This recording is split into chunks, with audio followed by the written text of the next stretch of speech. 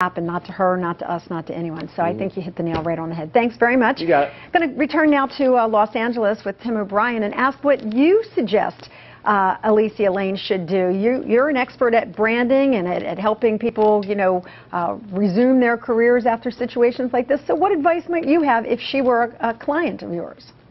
I would say absolutely both she and Larry should get out in front of the camera. If you take a look, if you remember the Mel Gibson scenario where he made a fool of himself and then he had his PR people release a statement to the AP.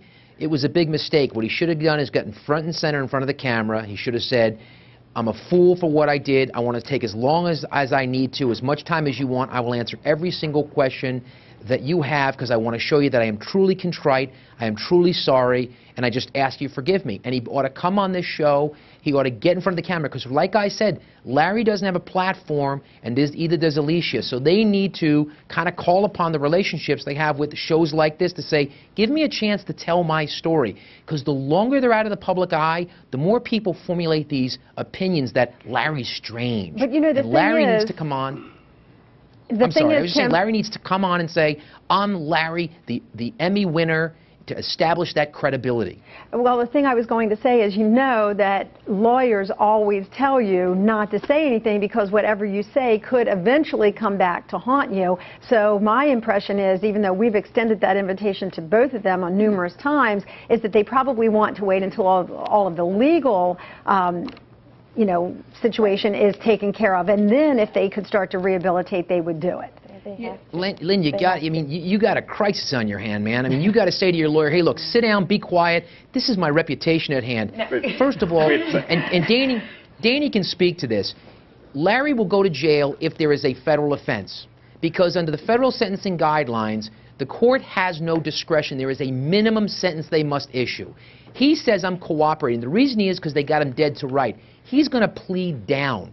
And as a result, he knows he's not going to jail. He needs to get out there. He needs to say, look, I'm not going to speak about the 563 emails. I'm going to let that be resolved in the court. I want to speak to the issue of I came across as a sneak. I apologize. I'm embarrassed. Okay. Anything I can do to repair my reputation. I just want to get out in front of you, the people, and say, look, I'm sincere here. Okay. I'm going to tell you something, man. Yeah, Americans are forgiving. Okay, well, the invitation stands. I have talked with both of the attorneys, and the invitation stands. Whenever they're ready, we will give them a forum here to talk individually about where they're coming from.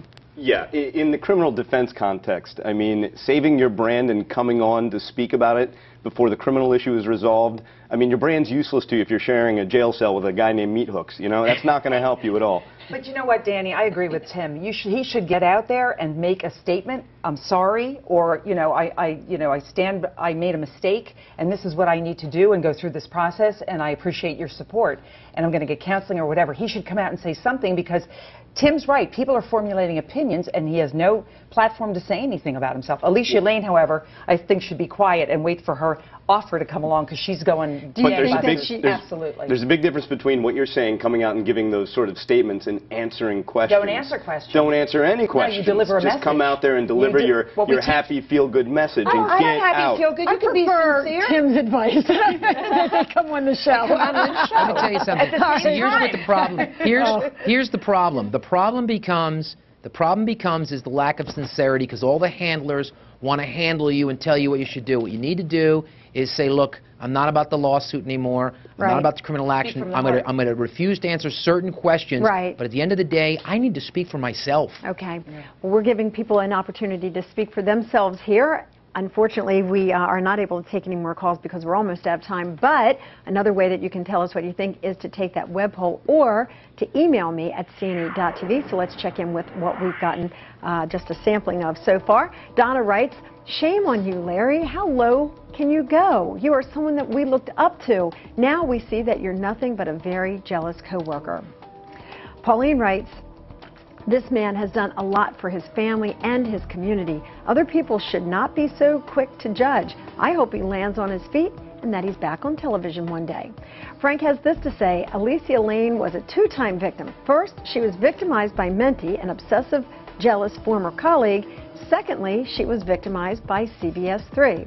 And Kevin writes, did Mendte think he was above the law? How can anyone who is constantly exposed to the news involving scams and identity thefts not think that he would be caught? That is a question that I'm sure a lot of other people have asked, and if you have an answer for it, we'd love to hear from you. Email me at cn8.tv. We'll take a quick break, and we'll have some final thoughts when we return.